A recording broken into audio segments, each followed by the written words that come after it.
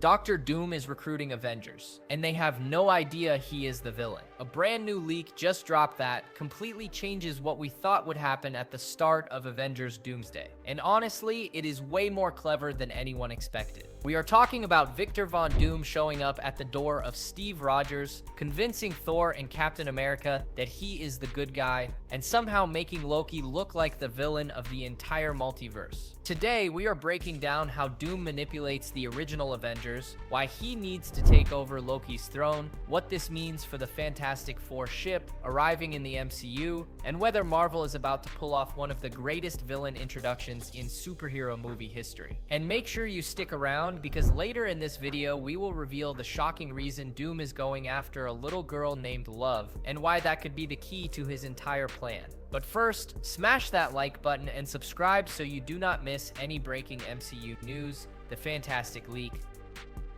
The leak came from My Time to Shine. Hello, who has been pretty accurate with Marvel information in the past. She dropped a bombshell that completely rewrites what we thought we knew about the beginning of Avengers Doomsday. The report states that Thor and Steve Rogers are already on the Fantastic Four ship with Dr. Doom before it even arrives in the main MCU timeline. Let that sink in for a second. Thor and Steve are with Doom on that ship. This is the same ship we saw in the Thunderbolts post-credits scene leak, the one that supposedly crashes into our universe from the Fantastic Four timeline. People originally thought the Fantastic Four would just show up alone, maybe confused about where they are, and then slowly get introduced to the Avengers. But now we are hearing that when that ship arrives, it is not just Reed Richards and his family on board. Dr. Doom is there, and he has already recruited two of the most powerful original Avengers. This changes everything about the power dynamic at the start of the film. Think about it from a storytelling perspective. If Doom already has Thor and Steve on his side when he arrives, he instantly has credibility with everyone else. Thor is literally a god who fought in the Battle of New York, stopped the Dark Elves, fought Thanos twice, and helped save the universe. Steve Rogers is Captain America,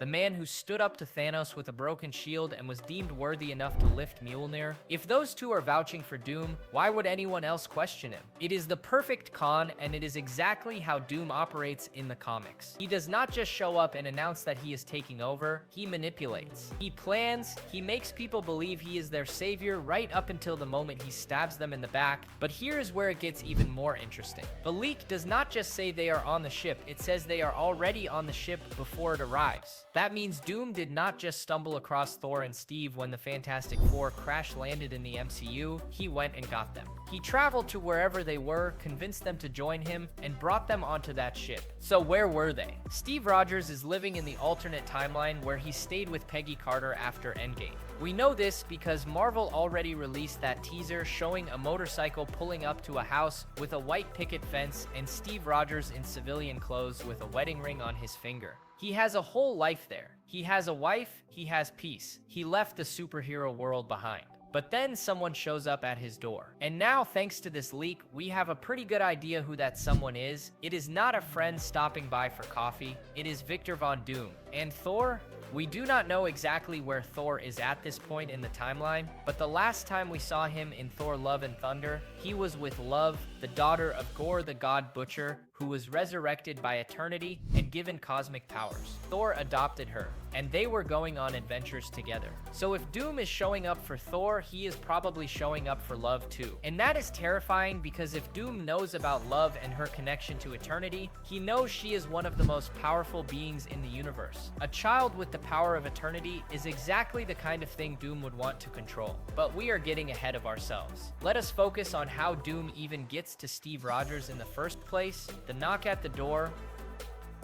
Go back and watch that teaser Marvel released of Steve Rogers. You see a motorcycle pull up to a beautiful house in what looks like the late 1940s or early 1950s. Steve gets off the bike and he is wearing blue jeans, a leather jacket, and he has a wedding ring on his finger. Everything about the scene feels peaceful. He is home, he is safe. He is done fighting. But then the camera cuts to a different shot. Someone is walking up the stairs to the front door of that house, and this is where fans started noticing something weird. The person walking up those stairs is not wearing bright blue jeans like Steve was. The pants are much darker, almost black. You can see the fabric bend at the knee, and it just does not match what Steve was wearing 2 seconds earlier. On top of that, the whole vibe of the shot changes. It is darker, it is more ominous. The camera angle is low and creepy, like something bad is about to happen. That does not fit with the rest of the teaser, which is all warm and happy and nostalgic. So if it is not Steve walking up to his own front door, who is it? Fans have been speculating for weeks now, and the most popular theory is that it is Robert Downey Jr. as Dr. Doom. And honestly, when you look at the reflection in the door window, it does kind of look like someone in a suit. Not a superhero suit, but like a nice formal suit. The kind of thing Doom would wear if he was trying to look respectable and trustworthy. Because here is the thing, Doom is not going to show up at Steve Rogers' house in full armor and a metal mask and say, "Hey, I am a villain from another universe, want to come with me?" That would be insane. He is going to show up looking like a reasonable, intelligent man who needs help. He is going to knock on that door, wait for Steve to answer, and then he is going to tell him a story. A story about the multiverse. A story about a threat so big that it makes Thanos look like a joke. And a story about how the person controlling the multiverse right now is not a hero. It is Loki. Think about how that would sound to Steve Rogers. The last time Steve saw Loki, it was 2012. Loki had just invaded New York with an alien army. He killed Phil Coulson.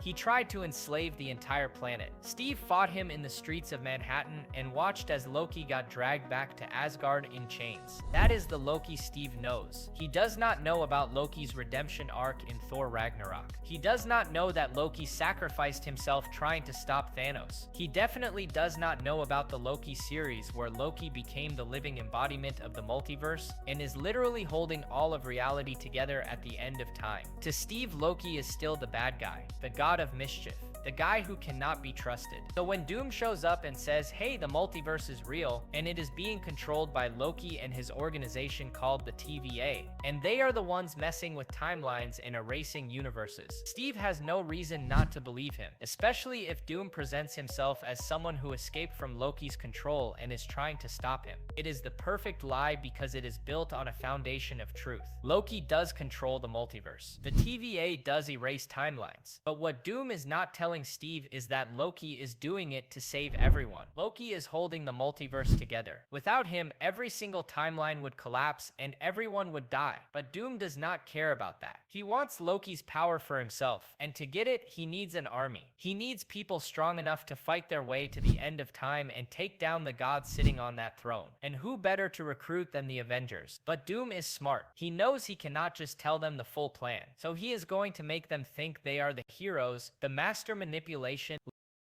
Let us talk about Thor for a second, because his situation is even more complicated. Unlike Steve, Thor actually knows Loki pretty well. They are brothers. They fought together. They fought against each other. Thor watched Loki die twice. The first time was fake, but the second time in Infinity War was very real. Thanos snapped Loki's neck right in front of Thor, and that was it. Loki was gone. Except he was not. Because in Endgame, the Avengers accidentally created a branch timeline where Loki escaped with the Tesseract, and that Loki went on to have his own series. But here is the thing, Thor does not know about any of that. The Loki who escaped in 2012 is a variant. He is not the same Loki Thor knew. Thor thinks his brother is dead. So when Doom shows up and says actually there is a version of Loki out there who is controlling the entire multiverse, Thor is going to have questions, big questions, and Doom is ready for them. He is going to explain the concept of variance. He is going to tell Thor that there are infinite versions of everyone across infinite timelines, and one of those Lokis is the most powerful being in existence. He is going to say that this Loki runs an organization called the Time Variance Authority that monitors every single timeline and prunes the ones they do not like. He is going to make it sound like Loki is playing God, deciding who gets to live and who gets erased from existence. And technically, he is not wrong. The TVA does do that. But again, it is all about context. Loki is not doing it because he is evil. He is doing it because the multiverse is collapsing, and if he does not manage it carefully, everyone dies. But Doom is going to frame it like Loki is a dictator, a tyrant, someone who needs to be stopped. And Thor, who has spent years mourning his brother and dealing with guilt over not being able to save him, is going to be conflicted. On one hand, he wants to believe that Loki is alive somewhere. On the other hand, the idea that Loki is in charge of everything and potentially hurting people is going to hit him hard. So Doom is going to offer Thor a choice. Come with me, see the multiverse for yourself, and if you do not like what you find, you can walk away. But if I am right, if Loki really is the threat I am saying he is, then we need to stop him together.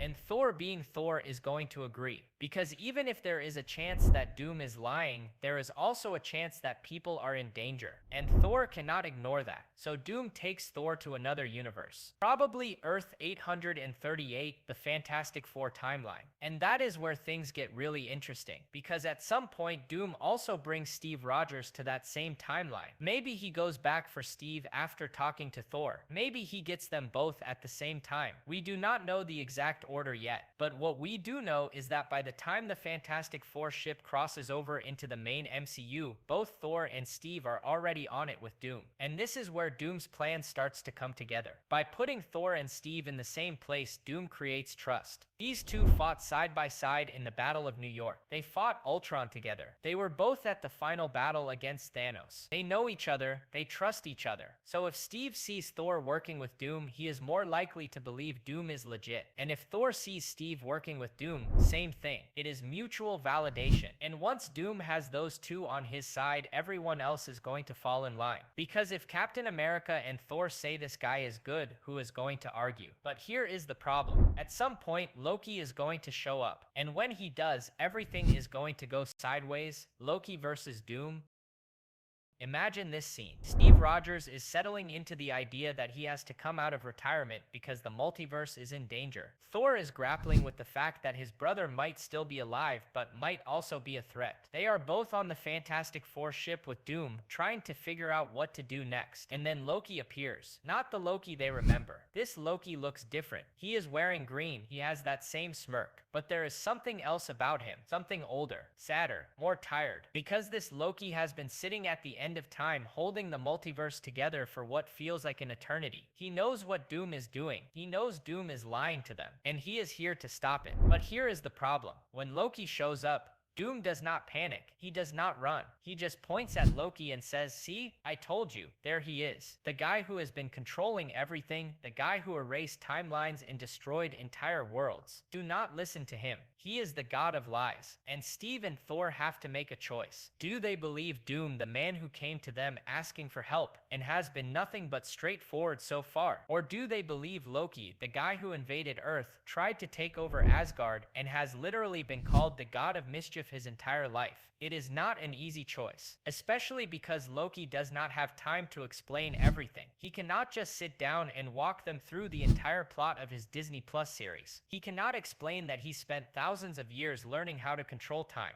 that he sacrificed his freedom to save everyone, that he is literally the only thing keeping reality from collapsing. All he can do is tell them to stop, and that is not enough. So Doom uses that moment to his advantage. He tells Steve and Thor that they need to get out of there, that Loki is going to try to manipulate them just like he always does, that they need to move fast before Loki traps them. And because they do not have all the information, they listen. They go with Doom, and Loki is left standing there, watching the people he once fought alongside walk away with the man who is going to destroy everything. This is the setup for the first act of Avengers Doomsday. Doom successfully recruits the original Avengers by making Loki look like the villain. And the craziest part, it is going to work for a while. According to reports, Doom is going to be seen as the hero for almost half the movie. The Avengers are going to follow him. They are going to fight for him. And they are not going to realize they have been played until it is too late. But what is Doom actually after? Why does he need Thor and Steve and whoever else he recruits? What is his endgame? Well, it all comes down to power. And specifically the kind of power you can only get by taking things that do not belong to you. Doom's shopping list.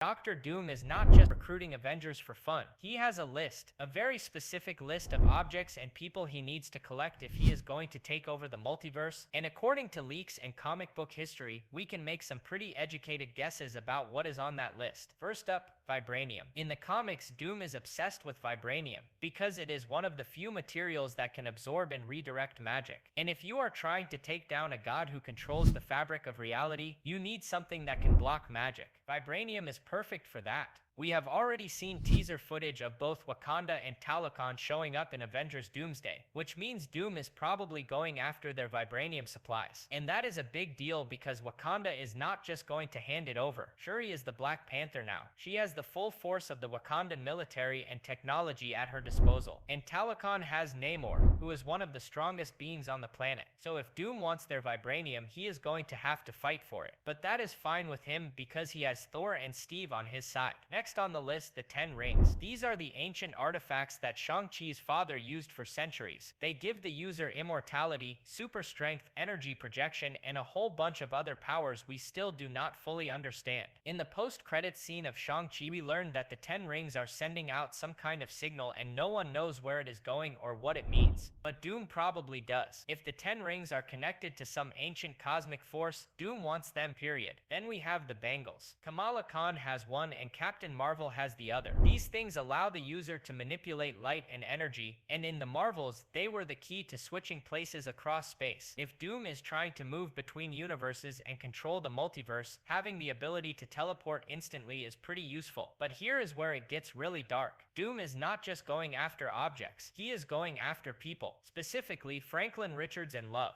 Franklin Richards is the son of Reed and Sue Richards, and in the comics he is one of the most powerful mutants ever. He is a reality warper. He can create entire universes just by thinking about it. He once brought Galactus back to life. He is that powerful. And if Doom gets his hands on Franklin, he could use that power to reshape the multiverse however he wants. And Love, she is even worse. Love is a little girl, but she was brought back to life by Eternity itself. Eternity is the living embodiment of the universe. It is one of the cosmic entities that exist beyond space and time. And Love was resurrected by it, which means she has a direct connection to that power. If Doom can control Love, he can potentially control Eternity. And if he can control Eternity, he does not just rule the multiverse, he becomes the multiverse. That is why Thor being on the ship is so important. Because if Doom goes after Love, Thor is going to fight back hard. And that might be the moment when Thor realizes he has been on the wrong side this whole time. Imagine Thor seeing Doom try to kidnap his daughter. That is the kind of thing that would snap him out of whatever manipulation Doom has been doing. And once Thor turns on Doom, Steve is probably going to follow. But by then, it might be too late. Because if Doom already has vibranium,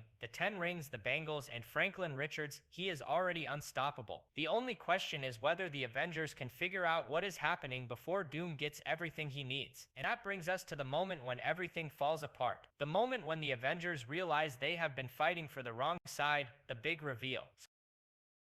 So how does this all come crashing down? How did the Avengers figure out that Doom is the villain? Well, according to reports, it happens about halfway through the movie, and it is not going to be a slow realization. It is going to be a brutal in-your-face moment where Doom drops the act and reveals what he has been planning all along. Here is how it probably goes down. The Avengers have been following Doom's orders. They have been fighting his enemies. And at some point, Doom tells them they need to fight the X-Men. Or maybe the Fantastic Four. Or maybe both. We have heard reports that there is going to be a big fight between the Avengers and the X-Men in this movie. And it does not make sense why they would be fighting unless someone is manipulating them. That someone is Doom. He probably tells the Avengers that the X-Men are working with Loki. That they are part of the TVA. That they are the enemy, and because the Avengers trust Doom at this point, they believe him. So we get this massive fight, Avengers versus X-Men, Captain America versus Cyclops, Thor versus Storm, Hulk versus Wolverine. It is chaos. And while they are all beating the hell out of each other, Doom is off doing his own thing. He is collecting the last pieces of his plan. Maybe he is stealing vibranium from Wakanda while the Avengers distract everyone. Maybe he is kidnapping Franklin Richards while no one is looking. But at some point, someone is going to realize what is happening. Maybe it is Loki. Maybe he shows up in the middle of the fight and yells at everyone to stop. Maybe he brings Mobius or B-15 from the TVA to explain what is really going on. Or maybe it is someone like Reed Richards who figures it out. Reed is one of the smartest people in the Marvel Universe, and if anyone is going to see see through Doom's lies, it is him. So the fighting stops. Everyone is standing there bloody and tired and confused. And that is when Loki explains everything. He tells them about the multiverse collapsing. He tells them about the TVA and why it exists. He tells them that he has been holding reality together this whole time, and Doom wants to take that power for himself. And then someone asks the obvious question, where is Doom right now? Cut to Doom standing in front of the World Tree at the end of time. He has everything he needs. Vibranium to block Loki's magic, 10 rings to give him power, the bangles to move between realities, Franklin Richards to warp reality itself, and maybe if he got to her love to control eternity. He does not need the Avengers anymore. He never did. They were just pawns. A distraction. A way to keep Loki and everyone else busy while he collected what he needed. And now he is ready to take the throne. The Avengers realize they have been played. Steve and Thor realize they trusted the wrong person, and now they have to fix it. But here is the problem. Even if they all team up, even if the Avengers and the X-Men and the Fantastic Four all work together, Doom is already too powerful. He has everything. So how do they stop him? That is the question going into the final act of Avengers Doomsday, and it is probably not going to be answered until Secret Wars. Because if the leaks are true, Doomsday does not end with Doom losing. It ends with him winning. The movie is going to end with Doom sitting on Loki's throne, holding the multiverse in his hands and the Avengers scattered and broken. And that is going to set up Secret Wars as the final battle to take him down. But before we get there, we need to talk about one more thing. That artwork Marvel just released and what it tells us about who is actually going to be in this movie. The final roster. Marvel Studios just revealed official artwork at an event in Japan, and it is loaded with characters. Kevin Feige signed off on it, which means it is not just random concept art. This is the real deal. So let us break down who is in this image and what it means for Avengers Doomsday. Front and center, we have Shuri as Black Panther, which makes sense because she is the current Black Panther and Wakanda is definitely involved in this movie. Right next to her is someone from the Dora Milaje, probably Okoye. Then we have Bucky Barnes, the Winter Soldier, which is interesting because we have not heard much about him being in Doomsday. But if Steve Rogers is back, it makes sense that Bucky would show up too. The Scarlet Witch is in the image, and that is huge. Wanda Maximoff supposedly died at the end of Multiverse of Madness, but no one actually believes that. And if she is coming back for Doomsday, that changes everything. Wanda is one of the most powerful beings in the MCU, and if she teams up with Doctor Strange, they could actually stand a chance against Doom. Speaking of Strange, he is front and center in this artwork looking very serious. He is definitely going to be a major player in this movie. Vision is also in the image, which lines up with the Vision Quest series coming out soon. That show is supposed to explain how Vision comes back and what his deal is now that he is White Vision with no memories. Then we have Iron Man, and this is where things get confusing. Tony Stark is dead. We all watched him die in Endgame, but there have been rumors for months now that Robert Downey Jr. is going to play an Iron Man variant in Avengers Doomsday. Not the main Tony Stark, but a version from another universe. And honestly, that makes sense. If you are bringing back RDJ to play Doom, why not also have him play a heroic Tony variant so we can see them face off? That would be insane. War Machine is in the image too, but honestly we have not heard much about him being in Doomsday. It is possible he shows up, but it is also possible this artwork is just showing the general MCU lineup and not specifically the Doomsday roster. Under the Hulk's arm you can see what looks like the Ant-Man family. Scott Lang, Hope Van Dyne, Cassie, Hank Pym. That is interesting because we have not heard anything about them being in Doomsday either. But Ant-Man has always been tied to the multiverse stuff, especially after Quantumania, so maybe they have a role to play. Then we have the Fantastic Four. Reed Richards, Sue Storm, Johnny Storm, and Ben Grimm. They are definitely in this movie. The whole plot kicks off with their ship arriving in the MCU, so obviously they are major players. And if Doom is going after Franklin Richards, Reed is going to be at the center of this story. Captain America is in the image, but it is Sam Wilson, not Steve Rogers, and that is fine. Sam is Captain America now, he earned it.